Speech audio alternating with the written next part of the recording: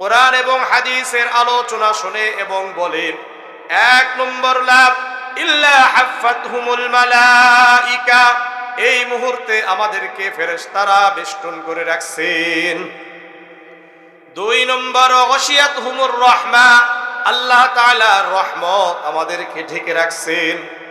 তিন নম্বর, ওয়া নাযালাত আলাইহিমুস সাকিনা, এই মুহূর্তে মাহফিলের উপর আল্লাহর শান্তি বর্ষিত হচ্ছে। চার নম্বর, ওয়া যাকারাহুমুল্লাহু ফী মান ইনদা, এই মুহূর্তে আমাদেরকে নিয়ে আল্লাহ রাব্বুল আলামিন ফেরেশতাদের মাজলিসে গর্ব করছেন। এটা কিন্তু যারা বাহিরে আছেন তারা পাবেন না। আরো দুটি লাভ, মুসনাদে আহমদে 12453 নম্বর হাদিস, عن أنس بن مالك رضي الله تعالى عنه قال قال رسول الله صلى الله عليه وسلم ما من قوم اجتمعوا يذكرون الله لا يريدون بذلك إلا وجهه।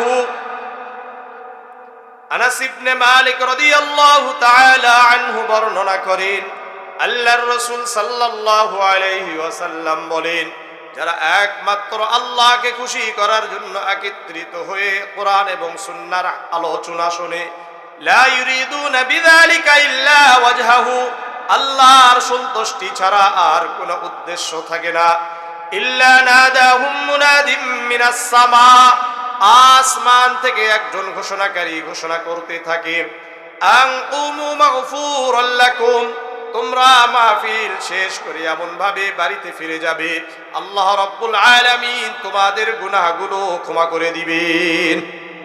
5 নম্বর লাভ হলো, আমরা যারা এখানে আসব, এখান থেকে যখন যাব আমাদের গুনাহগুলো আল্লাহ ক্ষমা করে দিবেন। 6 নম্বর লাভ, ওয়াকাদ বুদ্দিলাস সাইয়্যাতুকুম হাসানাত, আমাদের যেই গুনাহগুলো আল্লাহ ক্ষমা করে দিলেন, এই গুনাহগুলো নেকি দ্বারা পরিবর্তন করে দিবেন। এখন বলেন, যারা আমরা এখানে আছি তারা কি লাভবান বেশি হয়েছি না ক্ষতিগ্রস্ত হয়েছি? সুতরাং আপনারা যারা বাহিরে শুনছেন তারাও তো শুনছেন, কিন্তু এই যে 6টা লাভের কথা বললাম রাসূলুল্লাহর হাদিস থেকে, এই লাভ থেকে কিন্তু আমরা বঞ্চিত হচ্ছি। এই জন্য যদি রাসূলের হাদিস কি মিথ্যা না সত্য, কোনো সন্দেহ আছে? আমি আপনাদেরকে বলি, শোনেন, ওয়াহি হলো 2 প্রকার। ওয়াহি কয় প্রকার? 2 প্রকার, ওয়াহিয়া মাতলু, ওয়াহিয়া গায়রা মাতলু। কোরআন হলো ওয়াহিয়া মাতলু, অর্থাৎ তেলাওয়াত করা হয় নামাজে, আর ওয়াহিয়া গায়রা মাতলু, যেটা তেলাওয়াত করা হয় না, অর্থাৎ আল্লাহ রাসূলের হাদিস। কিন্তু দুটাই কি ওয়াহি। মা ইয়ানতিকু আনিল হাওয়া ইন হুয়া ইল্লা ওয়াহিয়ুহা, সূরাতুন নাজমের মধ্যে আল্লাহ বলেন, আমার রাসূল নিজের থেকে কোনো কিছু বলেন না, বরং আমি আল্লাহ রাসূলের উপর যা ওয়াহি করি তাই বলেন। তাহলে বুঝা গেল কোরআন ওয়াহি, আল্লাহ রাসূলের হাদিসগুলোও কি ওয়াহি। এই ওয়াহি থেকে বললাম যে 6টা লাভের কথা। আল্লাহ আমাদের সবাইকে বুঝার তৌফিক দান করেন। আলহামদুলিল্লাহ, আসার পর থেকে দেখলাম যে সবাই মোটামুটি ভাবে কোরআন আর রমাদান নিয়ে আলোচনা করছেন। আমি আপনাদের সামনে ইসলামের 5টা স্তম্ভ নিয়ে আলোচনা করব। কয়টা? 5টা স্তম্ভ। সহিহ বুখারীর 8 নম্বর হাদিস, আনা আব্দুল্লাহ ইবনে উমর আনিন নবী সাল্লাল্লাহু আলাইহি ওয়াসাল্লাম قال বুনিয়াল ইসলামু আলা 50 শাহাদাতি আল্লা ইলাহা ইল্লাল্লাহ ওয়া আন্না মুহাম্মাদার রাসূলুল্লাহ ওয়া ইকামিস সালাত ওয়া ইতাইজ যাকাতি ওয়াল হজ্জ ওয়া সাওমি রমাদান। আব্দুল্লাহ ইবনে উমর রাদিয়াল্লাহু তাআলা আনহু বর্ণনা করেন, আল্লাহর রাসূল সাল্লাল্লাহু আলাইহি ওয়াসাল্লাম বলেন, ইসলামের স্তম্ভ হলো 5টা। কয়টা? 5টা। 1 নম্বর কালেমায়ে শাহাদা, অর্থাৎ সাক্ষ্য প্রদান করা আল্লাহ ছাড়া কোনো ইলাহা নাই, আল্লাহ ছাড়া কোনো মাবুদ নাই, কারো ইবাদত করা যায় না, মুহাম্মদ সাল্লাল্লাহু আলাইহি ওয়াসাল্লাম আল্লাহর রাসূল। 2 নম্বর ইকামিস সালাত, নামাজ কায়েম করা, নামাজ আদায় করা। 3 নম্বর যাকাত আদায় করা। 4 নম্বর হজ করা। 5 নম্বর রমাদানের রোজা রাখা। এই মোট কয়টা? 5টা। তাহলে 1 নম্বর কালিমায়ে শাহাদা। 1 নম্বর কি? কালিমায়ে শাহাদা। আমি কালেমায়ে শাহাদার দুটো ফজিলত বলি। এক নম্বর ফজিলত হলো, আমরা যে ওযু করি না, এই ওযু করার পরে যদি কেউ কালেমায়ে শাহাদা পড়ে, রাসূল কি বলেন? জামিআ তিরমিজির 55 নম্বর হাদিস, 5 কত হয়? 55। عن عمر بن الخطاب رضي الله تعالى عنه قال قال رسول الله صلى الله عليه وسلم من توضأ فأحسن الوضوء عمر بن الخطاب رضي الله تعالى عنه বর্ণনা করেন, আল্লাহর রাসূল সাল্লাল্লাহু আলাইহি ওয়াসাল্লাম বলেন, যে ব্যক্তি ভালো করে ওযু করলো, ভালো করে ওযু করলো, সুম্মা ক্বালা, এরপরে বলল, আশহাদু আল্লা ইলাহা ইল্লাল্লাহু ওয়াহদাহু লা শারীকা লাহু ওয়া আশহাদু আন্না মুহাম্মাদান আবদুহু ওয়া রাসূলুহু। এটা কে কে পারি? আমরা সবাই পারি কিনা বলেন? সহজ না কঠিন? একেবারে সহজ কালেমায়ে শাহাদা। এর সাথে যদি আল্লাহুম্মা জাআলনি মিনাত তাওয়াবিন ওয়া জাআলনি মিনাল মুতাতাহহিরিন, এটা যদি পারেন আলহামদুলিল্লাহ পড়বেন।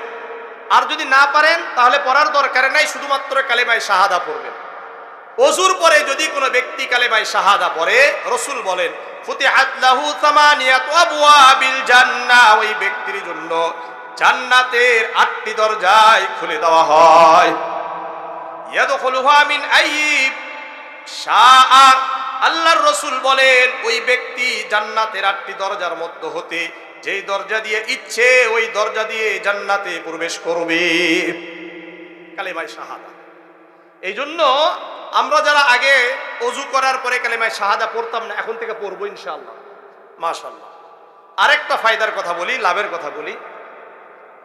সুনানে আবি দাউদে 525 নম্বর হাদিস, عن سعد بن أبي وقاص رضي الله تعالى عنه قال قال رسول الله صلى الله عليه وسلم من قال حين يسمع النداء, সাদ ইবনে আবি ওয়াক্কাস রাদিয়াল্লাহু তাআলা আনহু বর্ণনা করেন, আল্লাহর রাসূল সাল্লাল্লাহু আলাইহি ওয়াসাল্লাম বলেন, যে ব্যক্তি আযান শোনার পরে বলল, আশহাদু আল্লা ইলাহা ইল্লাল্লাহু ওয়াহদাহু লা শারীকা লাহু ওয়া আশহাদু আন্না মুহাম্মাদান আবদুহু ওয়া রাসূলুহু, কিসের পরে?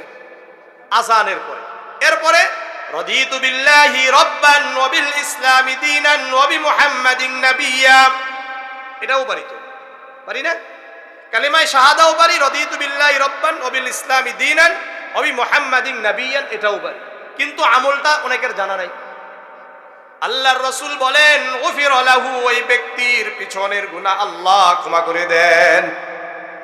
তাহলে আজকে থেকে আযানের পরে কালিমায়ে শাহাদা এবং রাদিতু বিল্লাহি রাব্বান ওয়া বিল ইসলামি দীনান ওয়া বিমুহাম্মাদিন নাবিয়্যান পড়ব ইনশাআল্লাহ।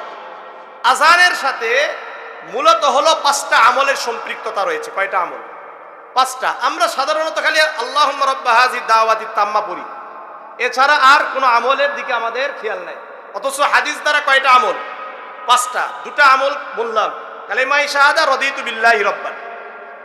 আরো 3টা আমল সহিহ মুসলিমের 735 নম্বর হাদিস, আনা আব্দুল্লাহ ইবনে আমর ইবনে আল-আস রাদিয়াল্লাহু তাআলা আনহু قال قال رسول الله صلى الله عليه وسلم إذا سمعتم المؤذن فقولوا مثل ما يقول।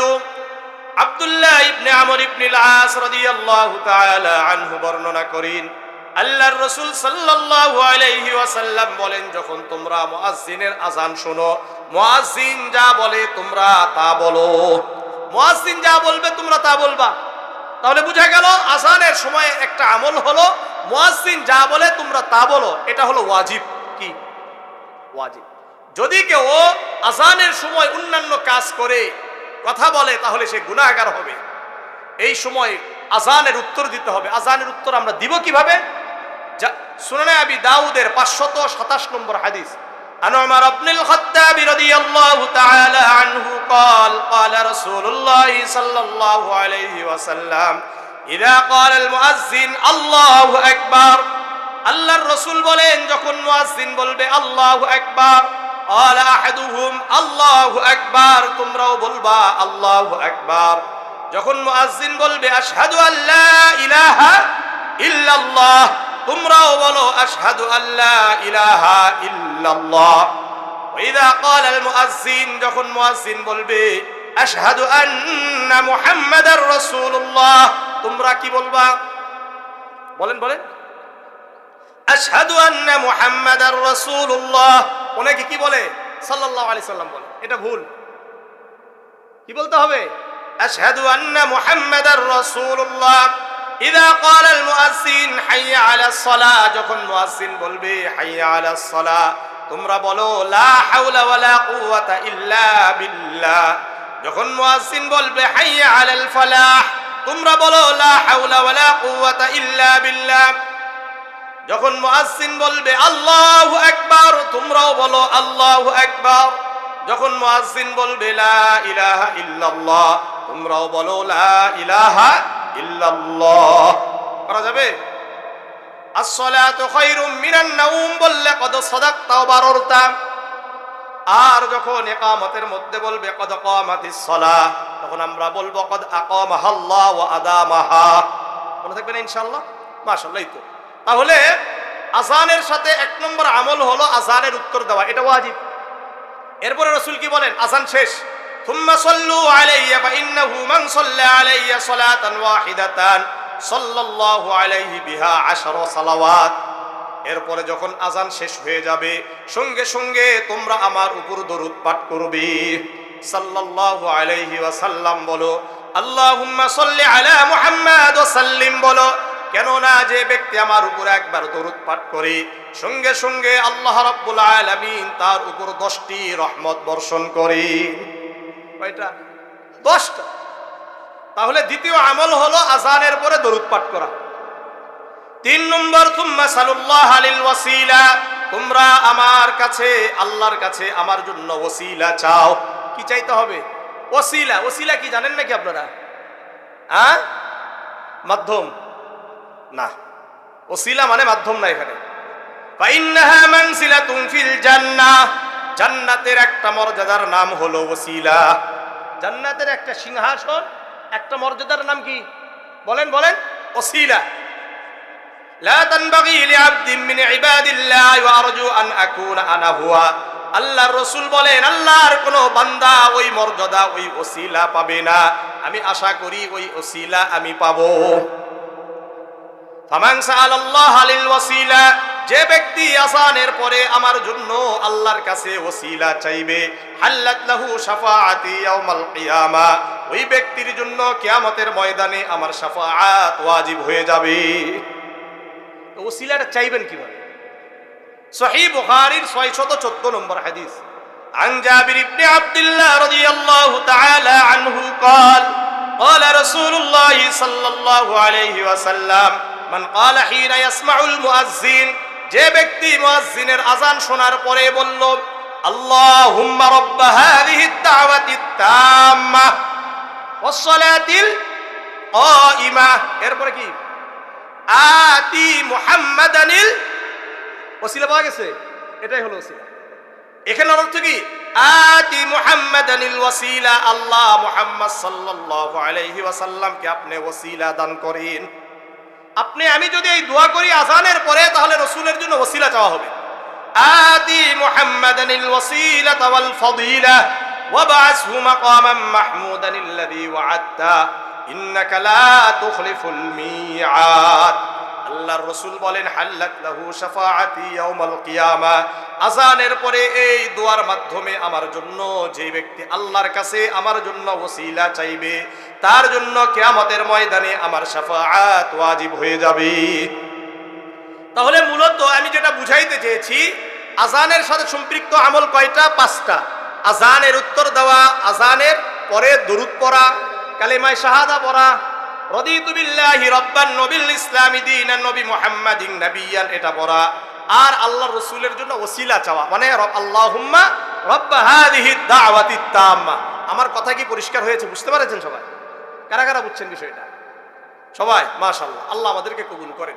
সুতরাং কালেমায়ে শাহাদা, আশহাদু আল্লা ইলাহা ইল্লাল্লাহ, আল্লাহ ছাড়া কোনো ইলাহ নাই, আল্লাহ রাব্বুল আলামিন ছাড়া কারো ইবাদত করা যাবে, আল্লাহ ছাড়া কারো কাছ থেকে কোনো কিছু করা যাবে, আল্লাহ ছাড়া কাউকে সাজদা করা যাবে, আল্লাহ ছাড়া কাউকে সাজদা করা যাবে না, আল্লাহ ছাড়া কারো সামনে মাথা নত করা যাবে না।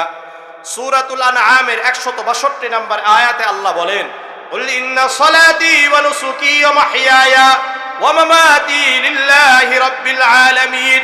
আল্লাহর রাসূল আল্লাহ রাব্বুল আলামিন বলেন, হে নবী মুহাম্মদ আপনি বলে দেন, কুল ইন্না সলাতি, আমার নামাজ আল্লাহর জন্য, আমার সাজদা আল্লাহর জন্য।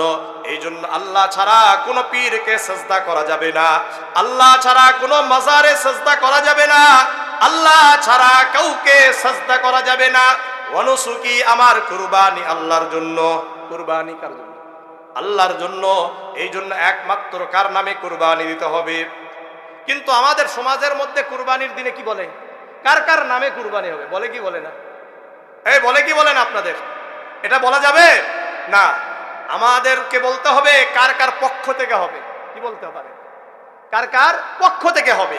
আমাদের পক্ষ থেকে কার নামে হবে? আল্লাহর নামে হবে। এই যে দেখেন, সাধারণ একটু না জানার কারণে শিরকের গুনার মধ্যে লিপ্ত হই আমরা। যখনই বলবো আমাদের নামে হবে, সঙ্গে সঙ্গে শিরক হয়ে যাবে। কার নামে হবে? কাদের পক্ষ থেকে হবে? আমাদের। এক।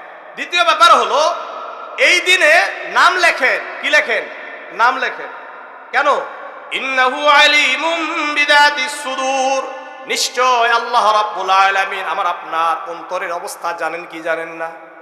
কুরবানি যখন আপনি গরু খাসি কিনেছি, আল্লাহ জানে না? তারপর নাম লিখছেন কেন? এগুলো হলো জাহালত, এগুলো হলো মূর্খতা, এগুলো কুসংস্কার। এই জন্য এই যে দেখবেন আমরা নামাজ পড়তে যাই, মসজিদে আপনি কোন নামাজের জন্য গেছেন আল্লাহ জানে না? আপনি তো নিয়ত করেই গেছেন। নিয়ত করার নাম, নিয়ত পড়ার নাম না। আমরা যে এই যে নাওয়াইতু আন উসাল্লি লিল্লাহি তাআলা, এগুলো কোনো কোরআন হাদিসের কথা না। এগুলো হলো আমরা নিজেরা কি করেছি, কিছু মানুষ এগুলোকে আরবি বানিয়ে দিয়ে দিছে, আমরা ওগুলো মুখস্থ করছি। তারপরে এই যে রমাদানের রোজার নিয়ত, আপনি সাহুর করছেন কোন নিয়তে? আপনি তো নিয়ত অলরেডি কি হয়েছে, নাওয়াইতু আনা সুম্মা গাদাম মিন শাহরি রমাদান আল মুবারক। এগুলো কোনো হাদিস, কোরআন হাদিসে কোথাও নেই। এগুলো ছোট থেকে আমাদেরকে মুখস্থ করানো হয়েছে। আমিও মুখস্থ করেছি, আপনারাও করেছেন। কিন্তু এগুলো কি না? এই জন্য মনে রাখতে হবে, নিয়ত হলো ইরাদাতুল কলব, অন্তরের সংকল্পের নাম হলো নিয়ত। অন্তরের সংকল্পের নাম কি? নিয়ত। আর কথাগুলো কি বুঝে আসতেছে? আল্লাহ আমাদেরকে বুঝার তৌফিক দান করেন। আল্লাহ রাব্বুল আলামিন বললেন, ওয়া নুসুকি, আমার তোমাদের কুরবানি কার জন্য? আল্লাহ রাসূলকে বলছেন, হে নবী বলেন নামাজ আল্লাহর জন্য, আমার কুরবানি আল্লাহর জন্য, ওয়া মাহইয়ায়া, আমার জীবন আল্লাহর জন্য, ওয়া মামাতি, আমার মৃত্যু আল্লাহর জন্য। এই জন্য একমাত্র মৃত্যু বরণ করতে হবে কার জন্য? রক্ত দিতে হবে কার জন্য? না অন্য কারোর জন্য রক্ত দেওয়া যাবে? অনেকে বলে রক্ত দিয়েছে আরো রক্ত দিব। রক্ত কি আমার আপনার বাবার না আমাদের? এই যে শরীরের মালিক কি আমরা না আল্লাহ? রক্তের মালিক কে? আল্লাহ। দেখেন এখান থেকে একটা মাসলা শুনে, শরীরের অঙ্গ প্রত্যঙ্গ বিক্রি করা হারাম। কেন? চক্ষু বিক্রি করা যাবে, রক্ত বিক্রি করা যাবে, কিডনি বিক্রি করা যাবে। রক্ত আপনি কাউকে দান করতে পারেন আল্লাহর জন্য, কারণ এই রক্তের মালিক কে? চোখের মালিক কে? চক্ষু দিবেন আপনি, এমনি দিতে পারবেন, বিক্রি করতে পারবেন না। কিডনি কাউকে দিতে চান, দিতে পারেন, কি করতে পারবেন? দান করতে পারবেন, বিক্রি করতে পারবেন না, কারণ এই পুরা শরীরের মালিক কে? চুল বিক্রি করা যায় না। কেন? কেন? এই চুলের মালিক কে? আল্লাহ।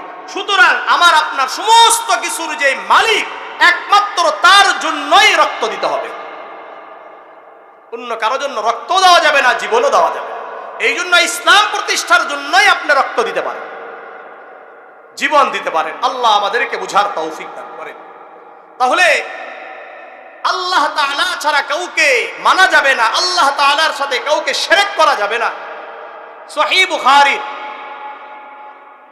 ৭৬৬ নম্বর হাদিস, আন নবী হুরায়রা রাদিয়াল্লাহু তাআলা আনহু قال قال رسول الله صلى الله عليه وسلم اجتنبوا السبع الموبقات। আবু হুরায়রা রাদিয়াল্লাহু তাআলা আনহু বর্ণনা করেন, আল্লাহর রাসূল সাল্লাল্লাহু আলাইহি ওয়াসাল্লাম বলেন, হে আমার সাহাবারা, হে আমার উম্মত, তোমরা দুনিয়া এবং আখিরাত ধ্বংসকারী ৭টি বিষয় থেকে দূরে থাকবে। কয়টা বিষয়? দুনিয়াও ধ্বংস করবে, আখিরাত ধ্বংস করবে, এরকম বিষয় কয়টা? 7টা। ক্বালু ওয়া মা হুন্না ইয়া রাসূলুল্লাহ, সাহাবারা বললেন ইয়া রাসূলুল্লাহ, ইয়া হাবিবাল্লাহ, ধ্বংসকারী 7টি বিষয় কি কি? আল্লাহর রাসূল বললেন, 1 নম্বর শিরকু বিল্লাহ, আল্লাহর সাথে শিরক করা। কার সাথে? আল্লাহর সাথে যদি শিরক করো তাহলে তোমার দুনিয়াও ধ্বংস, আখিরাতও ধ্বংস। 2 নম্বর ওয়াসসিহরু, জাদু টোনা করা। কি করা? জাদু টোনা করে কি করে না? আছে। 3 নম্বর কতলুন নাফসিল্লাতী হারামাল্লাহু ইল্লা বিল হক, মানুষ হত্যা করা, অন্যায় ভাবে মানুষ হত্যা করা।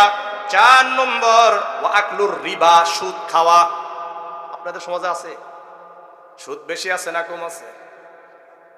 হ্যাঁ, আল্লাহ হেফাজত করেন। এত মারাত্মক গুনাহ এটা। আপনাদেরকে 2টা হাদিস শোনাই। সুনানে ইবনে মাজাহ 2273-75 নম্বর হাদিস এটা।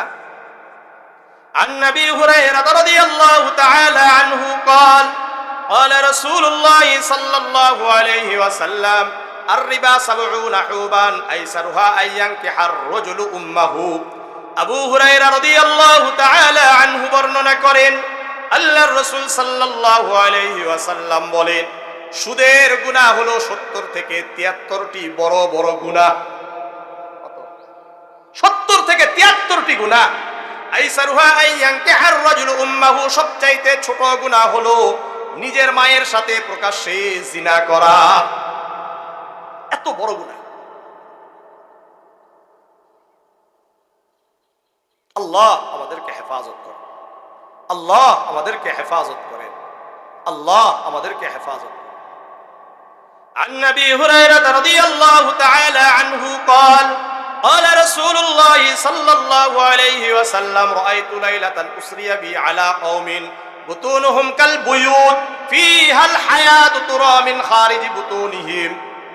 আবু হুরায়রা রাদিয়াল্লাহু তাআলা আনহু বর্ণনা করেন, আল্লাহর রাসূল সাল্লাল্লাহু আলাইহি ওয়াসাল্লাম বলেন, মেরাজের রাত্রিতে আমি গমন করছিলাম, হঠাৎ কিছু মানুষদেরকে দেখতে পাইলাম যাদের পেটগুলো হলো বড় বড় ঘরের ন্যায়। আমি উকি দিয়ে দেখতে পাইলাম এই ঘর ভর্তি সাপ কিলবিল কিলবিল করছে। পেটগুলো বিশাল বড় বড় ঘর, আর এই পেটগুলোতে আমি যখন একটু উকি দিয়ে দেখলাম পুরা পেটটা সাপ দ্বারা ভর্তি, কিলবিল কিলবিল করছে।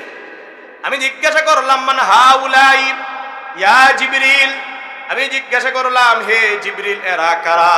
আল্লাহর রাসূল বললে, আল্লাহর রাসূল সাল্লাল্লাহু আলাইহি ওয়াসাল্লামকে জিবরিল আলাইহিস সালাতু ওয়াস সালাম বললেন, হাউলাই আকালাতুর রিবা, এরা হলো সুদখোর। আছে কি না এরকম? আল্লাহ ওদেরকে হেফাজত। তাহলে আমার সাথে একটু আপনারা সবাই বলবেন, দুনিয়া এবং আখিরাত ধ্বংসকারী বিষয় কয়টি? 1 নম্বর শিরক করা, 2 নম্বর জাদু টোনা করা, 3 নম্বর মানুষ হত্যা করা, 4 নম্বর সুদ খাওয়া, 5 নম্বর ওয়াকিলু মালিল ইয়াতীম, ইয়াতীমের মাল আত্মসাৎ করা। আমাদের সমাজের মধ্যে ইয়াতীমের মাল আত্মসাৎকারী আছে কি নাই? ইয়াতীমের মাল আত্মসাৎ করার জন্য ঢাকা থেকে মানুষ আসে না, এমনকি মির্জাপুর থেকেও আসবে না, বরং এই এলাকার মানুষগুলোই, এমনকি ঘরের মানুষগুলোই ইয়াতীমদের মাল আত্মসাৎ করে। বড় ভাই ছোট ভাইয়ের মাল আত্মসাৎ করে। ছোট ভাই যদি, বড় ভাই যদি একটু বোকা হয় তাহলে তার মাল আত্মসাৎ করে। চাচা ভাতিজা ভাতিজির মাল আত্মসাৎ করে। মামা ভাগনা ভাগ্নিদের মাল আত্মসাৎ করে। ভাই বোনদের মাল আত্মসাৎ করে। আছে কি নাই?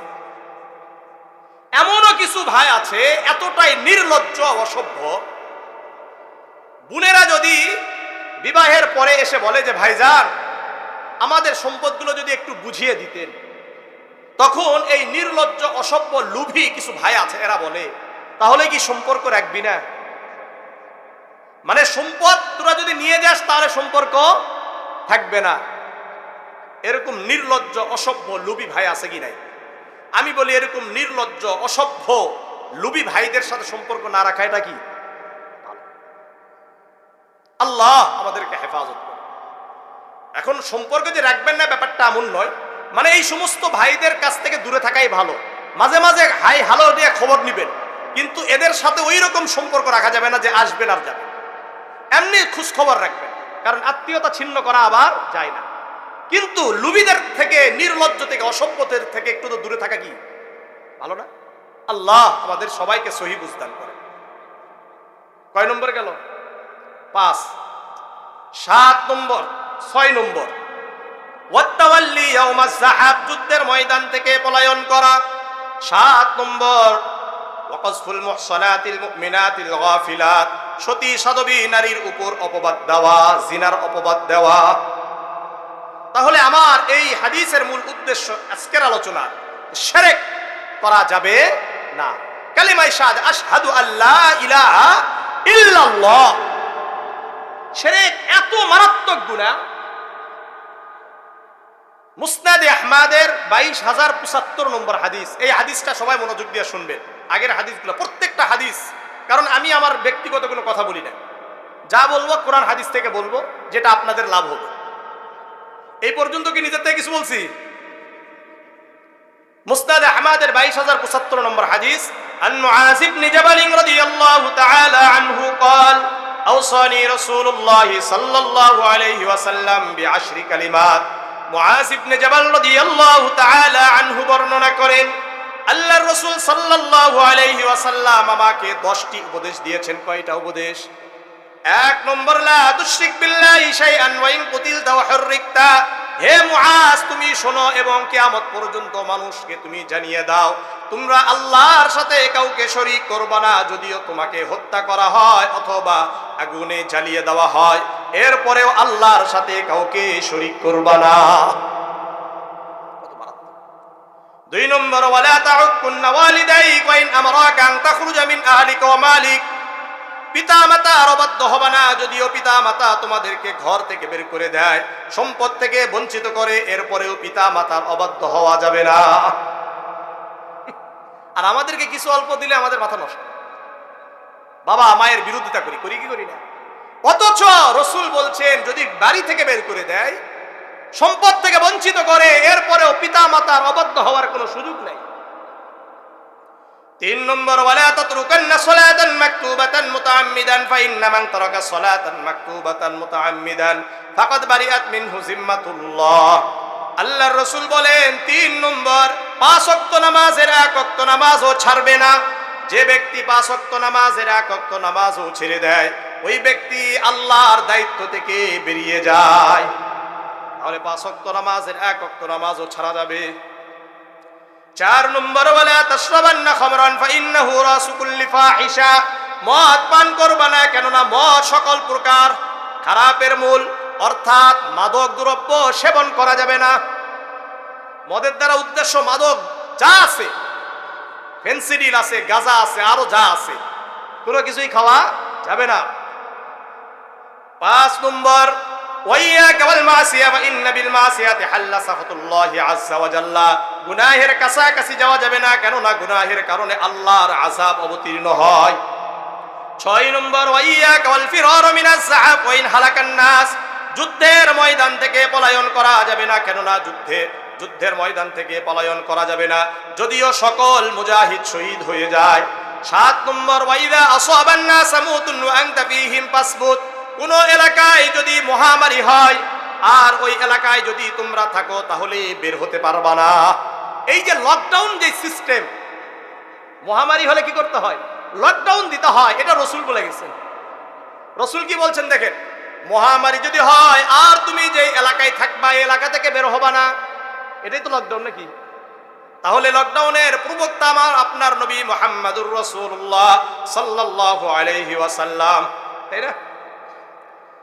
8 নম্বর, ওয়ানফিক আলা ইয়ালিকা মিন তালিক। যথাসাধ্য পরিবারের উপর খরচ করো। 9 নম্বর, ওয়ালা তারফা আনহুম আসাকা আদাবান। সন্তানের উপর থেকে শাসনের লাঠি সরানো যাবে না। 10 নম্বর, আখিফহুম ফিল্লাহ। তোমরা সর্বদা তোমাদের সন্তানদেরকে আল্লাহর ভয় দেখাইতে থাকো। কার ভয়? দ্বীন শিক্ষা দিতে থাকো। তাহলে সন্তানদেরকে দ্বীন শিক্ষা দেওয়া দরকার আছে কি নাই? তাহলে এই হাদিসের মূল আমার কথা, লা তুশরিক বিল্লাহ। সাথে সাথে তো আপনারা বহু কিছু পেয়ে গেলেন। কিন্তু এই হাদিসের আমার আজকের যে উদ্দেশ্য এখানে আল্লাহ আর কালেমায়ে শাহাদার দ্বিতীয় অংশ আমি সাক্ষ্য প্রদান করছি আল্লাহ মুহাম্মদ সাল্লাল্লাহু আলাইহি ওয়াসাল্লাম আল্লাহর বান্দা এবং তার রাসূল। বুঝে আসছে? এই হলো কালেমায়ে শাহাদাত, মুহাম্মাদুর রাসূলুল্লাহ। এর অর্থ হলো সূরা আহজাবের 21 নম্বর আয়াত আল্লাহ বলেন, লাকাদ কানা লাকুম ফি রাসূলিল্লাহি উসওয়াতুন হাসানাহ, তোমাদের জন্য আল্লাহর রাসূলের মধ্যেই উত্তম আদর্শ রেখেছি। আল্লাহর রাসূল ছাড়া তোমাদের আর কোনো আদর্শ হতে পারে না। এই জন্য কেউ যদি বলে আমার আদর্শ জিয়াউর রহমান, এটা কোনো মুসলমানের আওয়াজ হতে পারে না, কোনো স্লোগান হতে পারে না। কেউ যদি বলে আমার আদর্শ হলো বঙ্গবন্ধু, এটা কারো স্লোগান হতে পারে না, কোনো মুসলমানের স্লোগান হতে পারে না। রবি ঠাকুর আদর্শ হতে পারে না, এমনকি আল্লামা সাইদি আমার আপনার আদর্শ হতে পারে না। আল্লামা আহমদ শফি সাহেব আমাদের আদর্শ হতে পারে না। চরমনাই পীর সাহেব হুজুর আমাদের আদর্শ হতে পারে না। আমার আপনার আদর্শ হলো মুহাম্মাদুর রাসূলুল্লাহ সাল্লাল্লাহু আলাইহি ওয়াসাল্লাম। কারণ আমি যতগুলার নাম বললাম সবার ভুল আছে কি নাই? ভুল কি অল্প না বেশি? ভুলের কোনো হিসাব আছে? চরমনাই পীর সাহেব হুজুরের ভুলের হিসাব আছে? নাই। আল্লামা আহমদ শফি সাহেবের ভুলের হিসাব আছে? নাই। ওনারা জান্নাতে যাবে না জাহান্নামে যাবে আমরা কি ঠিক মতো বলতে পারবো? বলার কোনো সুযোগ নাই। অন্যদের কথা বাদই দিলাম। যাদেরকে আমরা আল্লাহ ওয়ালা মনে করি তাদের ব্যাপারেই আমরা স্পষ্ট বলতে পারি না এনারা জান্নাতি। বলা যাবে?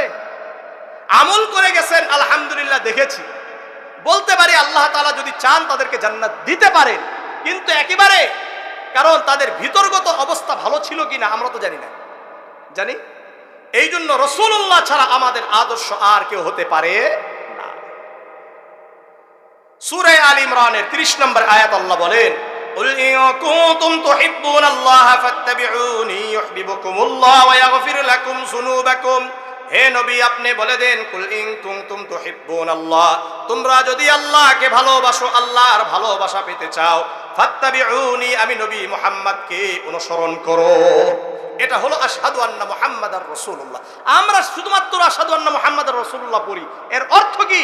এর অর্থ হলো আমার ব্যক্তিগত জীবন, পারিবারিক জীবন, সামাজিক জীবন, রাষ্ট্রীয় জীবন, সব জায়গায় মুহাম্মাদুর রাসূলুল্লাহ সাল্লাল্লাহু আলাইহি ওয়াসাল্লামের আদর্শকে বাস্তবায়ন করা। নিজের জীবন থেকে রাসূলুল্লাহকে বেশি ভালোবাসার নাম হলো আশহাদু আন্না মুহাম্মাদার রাসূল। সহিহ বুখারীর 14-15 নম্বর হাদিস, আনাস ইবনে মালিক এবং আবু হুরায়রা এই দুইজন সাহাবী থেকে বর্ণিত, রাসূল বলেন, লা ইউমিনু আহাদুকুম হাত্তা আকুনা হাব্বা ইলাইহি মিন ওয়ালিদিহি ওয়া ওয়ালাদিহি ওয়ান নাসি আজমাইন। তোমরা ওই সময় পর্যন্ত প্রকৃত মুমিন হতে পারবা না যতক্ষণ পর্যন্ত আমি নবী মুহাম্মাদুর রাসূলুল্লাহকে তোমার জীবন থেকে, তোমার সন্তান, তোমার পিতা মাতা, পৃথিবীর সমস্ত কিছু থেকে আমি নবী মুহাম্মদকে বেশি ভালোবাসবে না। থাকবে তো ইনশাআল্লাহ। এই জন্য রসুলের প্রতি ভালোবাসার একটা বড় নমুনা হলো রসুলের উপর বেশি বেশি দরুদ পাঠ করা। জামিআ তিরমিজির 484 নম্বর হাদিস, আনা আব্দুল্লাহ ইবনে মাসউদ রাদিয়াল্লাহু তাআলা আনহু قال قال رسول الله صلى الله عليه وسلم اولى الناس بي يوم القيامه اكثرهم علي صلاه। আব্দুল্লাহ ইবনে মাসউদ রাদিয়াল্লাহু তাআলা আনহু বর্ণনা করেন, আল্লাহর রাসূল সাল্লাল্লাহু আলাইহি ওয়াসাল্লাম বলেন, কিয়ামতের ময়দানে ওই ব্যক্তি আমার সবচাইতে কাছাকাছি অবস্থান করবে যে ব্যক্তি দুনিয়াতে আমার উপর বেশি দরুদ পাঠ করেছে। এই জন্য কারা কারা রাসূলের কাছাকাছি কিয়ামতের ময়দানে থাকতে চান হাত উঠিয়ে দেখায়। তাহলে বেশি দরুদ পড়া দরকার আছে কি নাই? করবেন তো ইনশাআল্লাহ। আল্লাহ আমাদেরকে কবুল করেন। একটা পয়েন্টে বলতেই তো সময় শেষের দিকে। 2 নম্বর, ওয়া ইকামিস সালাত, নামাজ কায়েম করা। কি করা? নামাজ কায়েম করা। নামাজের হিসাব সর্বপ্রথম নেবেন কে? আল্লাহ। আল মুআজামুল আওসাত একটা কিতাব আছে, এই কিতাবের 1859 নম্বর হাদিস, আনা আব্দুল্লাহ ইবনে কুরতিন রাদিয়াল্লাহু তাআলা আনহু قال قال رسول الله صلى الله عليه وسلم اول ما يحاسب العبد يوم القيامه الصلاه। আব্দুল্লাহ ইবনে কুরত রাদিয়াল্লাহু তাআলা আনহু বর্ণনা করেন, আল্লাহর রাসূল সাল্লাল্লাহু আলাইহি ওয়াসাল্লাম বলেন, কিয়ামতের ময়দানে সর্বপ্রথম নামাজের হিসাব নেওয়া হবে। ফাইন সলুহাত সলুহা সাইরু আমালিহি, যদি নামাজের হিসাব ঠিক মতো দিতে পারে অন্যান্য আমলের হিসাব ঠিক মতো দিতে পারবে। ওয়াইন ফাসাদাত ফাসাদা সাইরু আমালিহি, আর যদি নামাজের হিসাব ঠিক মতো দিতে পারবে না, তাহলে অন্যান্য আমলের হিসাবও কিন্তু আমরা ঠিক মতো দিতে পারবো না। এই জন্য নামাজ পড়বো ইনশাআল্লাহ। যে ব্যক্তি 5 ওয়াক্ত নামাজ পড়বে, একটা হাদিস বলি আপনাদেরকে, সহিহ বুখারীর 528 নম্বর হাদিস। عن نبي هريرة رضي الله تعالى عنه قال قال رسول الله صلى الله عليه وسلم أرأيتم لو أن نهرا بباب أحدكم يغتسل فيه كل يوم 5। আবু হুরায়রা রাদিয়াল্লাহু তাআলা আনহু বর্ণনা করেন, একদিন আল্লাহর রাসূল সাল্লাল্লাহু আলাইহি ওয়াসাল্লাম আমাদের সামনে বসে থেকে বলছেন, হে আমার সাহাবারা, তোমরা বলো দেখি, তোমাদের কারো বাড়ির সামনে, ঘরের সামনে, দরজার সামনে যদি একটা নদী থাকে, কি থাকে? নদী থাকে, আর ওই নদীতে যদি ওই ব্যক্তি প্রতিদিন 5 বার গোসল দেয়, কয়বার? মা তাকুলু যালিকা ইবকি মিন দারনিহি শাইআন, তার শরীরে কি কোনো ময়লা বাকি থাকবে? ক্বালু লা ইয়াবকা মিন দারনিহি শাইআন, সাহাবারা বললেন, ইয়া রাসূলুল্লাহ, 5 বার গোসল দেওয়ার কারণে তার শরীরে কোনো ময়লা বাকি থাকবে না। আল্লাহ রাসূল বললেন, তাহলে শোনো, ফাযালিকা মিসলু সলাতিল খামসি ইয়ামহুল্লাহু বিহাল খাতায়া, 5 ওয়াক্ত নামাজের উদাহরণ হলো 5 বার গোসলের ন্যায়। 5 বার গোসল দেওয়ার কারণে যেমন নাকি তার শরীরে কোনো ময়লা বাকি থাকবে না, ঠিক তেমনি ভাবে 5 ওয়াক্ত নামাজ আদায় করার কারণে তার কোনো গুনাহ বাকি থাকবে না। তাহলে নামাজ পড়বো ইনশাআল্লাহ। খালি ফজর বাদ দিতে হবে, ঠিক আছে না? ফজর বাদ দিবেন না। কারা কারা ফজর করবেন? দেখেন ফজরের গুরুত্বটা। সহিহ মুসলিমের 1377 নম্বর হাদিস, عن عثمان بن عفان رضي الله تعالى عنه قال سمعت النبي صلى الله عليه وسلم يقول من صلى العشاء في جماعة فكأنما قام نصف الليل। রাসূল বলেন, যে ব্যক্তি ইশার নামাজ জামাতে আদায় করলো, ওই ব্যক্তি যেন অর্ধরাত্রি ইবাদত করার সওয়াব পেয়ে গেল। ومن صلى الصبح في جماعة فكأنما صلى الليل كله, আর যে ব্যক্তি ফজরের নামাজ জামাতে আদায় করলো, ওই ব্যক্তি যেন সারা রাত ইবাদত করার সওয়াব পেয়ে গেল। তাহলে ফজরের নামাজ পড়বেন ইনশাআল্লাহ। তাহলে 1 নম্বর গেল কালিমায়ে শাহাদাত, 2 নম্বর হলো ইকামিস সালাহ, নামাজ কায়েম করা, 3 নম্বর ওয়া ইতাইজ যাকাত, যাকাত আদায় করা। আমরা যাকাত আদায় করতে চাই না, অথচ যাকাত আদায় না করলে ভয়ঙ্কর হাদিস রয়েছে। সূরাতুত তাওবা 34-35 নম্বর আয়াতে আল্লাহ বলেন, ওয়াল্লাযীনা ইয়াকনিজুনা আয-যাহাবা ওয়াল ফিদ্দাতা ওয়া লা ইউনফিকুনাহা ফী সাবিলিল্লাহ, যারা স্বর্ণ রূপা এবং টাকা পয়সা সম্পদ সঞ্চয় করে কিন্তু আল্লাহর রাস্তায় খরচ করে না, যাকাত আদায় করে না, ফাবাশশিরহুম বিআযাবিন আলীম, আল্লাহ রাব্বুল আলামিন বলেন, তাদেরকে আপনি সুসংবাদ দেন যন্ত্রণাদায়ক শাস্তির। তিরস্কার করে বলছে, তাদেরকে যন্ত্রণাদায়ক শাস্তির সুসংবাদ দেন। ইয়াউমা ইহমা আলাইহা ফি নারি জাহান্নাম ফাতুকওয়া বিহা জিবাহুহুম ওয়া জুনুবুহুম ওয়া যুহুরুহুম। এই যে যাকাত দিলাম না, এই যাকাতের সম্পদগুলোকে আল্লাহ রাব্বুল আলামিনের আদেশে কিয়ামতের ময়দানে জাহান্নামের আগুনে উত্তপ্ত করা হবে। এরপরে ওই আগুনের মাধ্যমে তার কপালে দাগ দেওয়া হবে, তার পার্শ্বে দাগ দেওয়া হবে, তার পিঠে দাগ দেওয়া হবে। একটু চিন্তা করুন। সহিহ বুখারীর 1403 নম্বর হাদিস, আবু হুরায়রা রাদিয়াল্লাহু তাআলা আনহু থেকে বর্ণিত, রাসূল বলেন, মান আতাহুল্লাহু মালান ফালাম ইউআদ্দি যাকাতাহু, যেই ব্যক্তিকে আল্লাহ রাব্বুল আলামিন সম্পদ দিলেন কিন্তু এই ব্যক্তি যাকাত আদায় করে না, মুসিলা লাহু ইয়াউমাল কিয়ামাতি শুজাআন আকরা লাহু যাবিবাতানি, কিয়ামতের ময়দানে তার এই সম্পদগুলোকে টাক বিশিষ্ট সাপের আকৃতি দেওয়া হবে, আর এই সাপকে তার গলায় পেঁচিয়ে দেওয়া হবে। আর এই সাপ সামনের দিকে আসবে, ইয়াখুযু বিলিহজিমাতাইহি ইয়ানি শিক্কাইহি, আর ওই ব্যক্তির 2 গালে সবল মারতে থাকবে, আর বলবে, আনা মালুকা আনা কানসুকা, আমি তোমার সম্পদ, আমি তোমার টাকা পয়সা, আমি তোমার ধন সম্পদ। আমি আপনাদেরকে বলতে চাই, এই সম্পদ রেখে যাচ্ছেন কার জন্য? যেই সম্পদগুলো আমার আপনার জন্য কাল কিয়ামতের ময়দানে আগুন হবে, সাপ হবে, এরকম সম্পদ রেখে যাবেন, না আল্লাহর রাস্তায় দান করে যাওয়া যাবে? বুঝে আসছে? আল্লাহ আমাদেরকে বোঝার তৌফিক দান। 4 নম্বর ওয়াল হাজ্জি, হজ করা। কি করা? হজ করা। সময় তো অল্প, খালি আপনাদেরকে একটা হাদিস শোনাই, হজ করলে লাভ কি।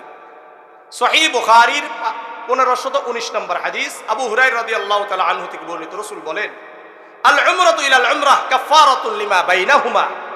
এক উমরা থেকে আরেক উমরা মাঝখানে যেই গুনাহগুলো হয়, এক উমরা করার কারণে এই গুনাহগুলো আল্লাহ মাফ করে দেন।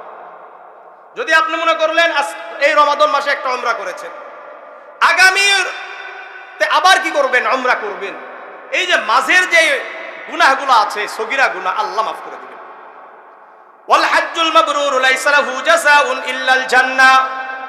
আর হজের একমাত্র হজ্জে মাবরুর অর্থাৎ যে হজগুলো আল্লাহ কবুল করে নেন, এই হজের একমাত্র পুরস্কার হলো জান্নাত। আর 5 নম্বর হলো সওমি রমাদান, রমাদানের রোজা রাখা। রমাদানের কি রাখা? রোজা রাখা। রমাদান আসছে, রোজা রাখতে হবে। রমাদানের যদি রোজা রাখতে পারেন, আমি আপনাদেরকে 2-3টা হাদিস শুনাই এখানে। সুনানে নাসাঈর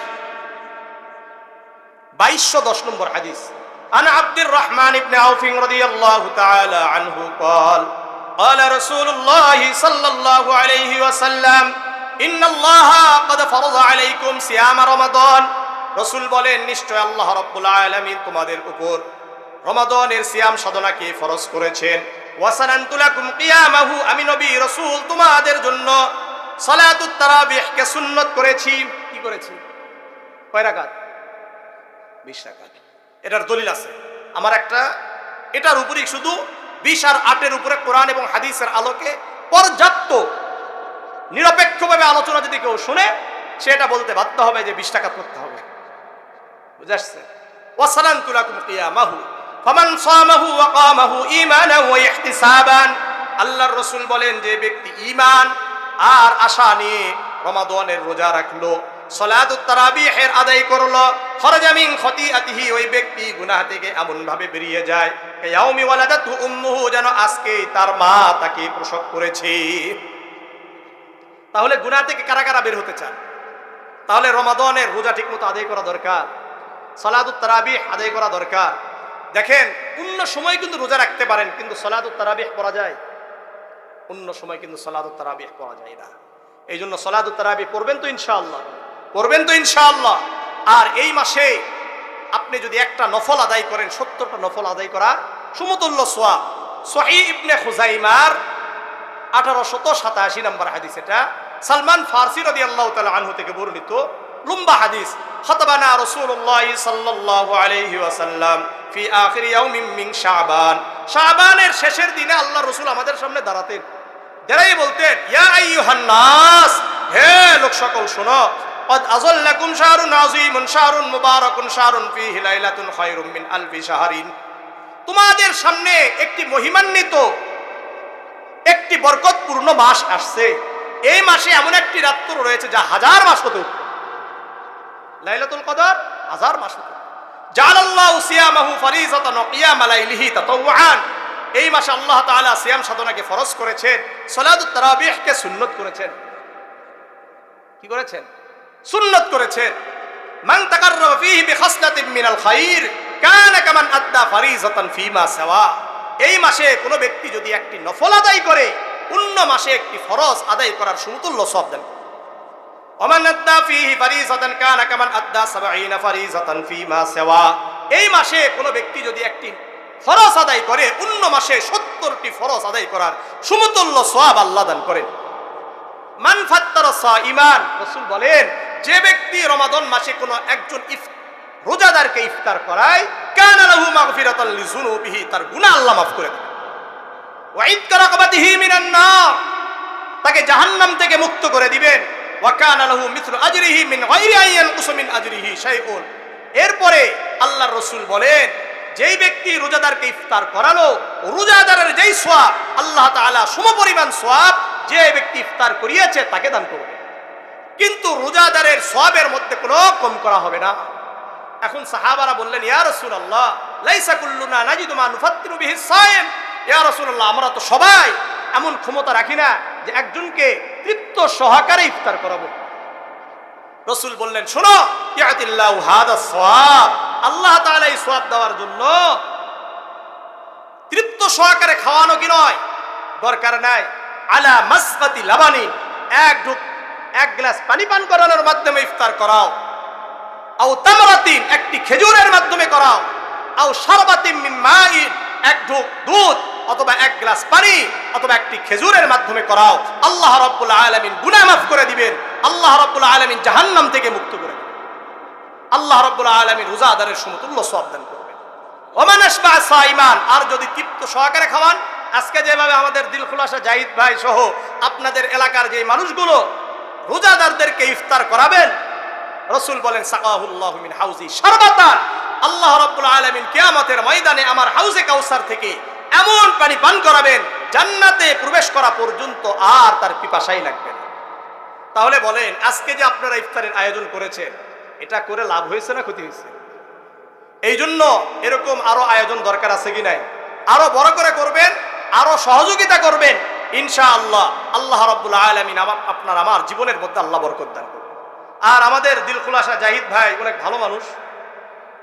আজকে আপনারা অনেকে হয়তো বা দেখবেন, পৃথিবীর ইতিহাসটা এরকম, পৃথিবীতে যারা বড় হয়েছে অধিকাংশই মরে যাওয়ার পরে বড় হয়েছে। এই যে মনে করলেন ওনার বইগুলো আমাদের বাংলাদেশের বিভিন্ন জায়গাতে বিভিন্ন জায়গা, আমার সাথে সেই নওগাঁতে আমার কয়েকটা মাহফিলে এই বইগুলো বিক্রি করা হয়েছে, এরপরে বিভিন্ন জায়গায় গিয়েছে এই বইগুলো বিক্রি করা হয়েছে, তাদের কাছে কিন্তু এই বই আছে কি নাই? দেখেন, আপনাদের এই এলাকাকে হয়তোবা আগামীতে দেখবেন এই দিল খুলাসা জাহিদ খানের নামেই চিনবে, এটা আমি আশা করি। এবং শুধু তাই নয়, বাংলাদেশের এমন কোন বড় বক্তা আলেম নাই যার সাথে আমাদের দিল খুলাসা জাহিদ ভাইয়ের সম্পর্ক নেই। কথা বুঝে আসছে? এটাই বাস্তবতা। আর এই এলাকাকে জাহিদ ভাইয়ের কারণে আমরা চিনি, এই জন্য মূল্যায়ন করেন, না হলে পরে আফসোস করবেন। আল্লাহ রাব্বুল আলামিন আমাদের সবাইকে যোগ্য ব্যক্তিদেরকে যোগ্যতার আসনে বসানোর তৌফিক দান করেন।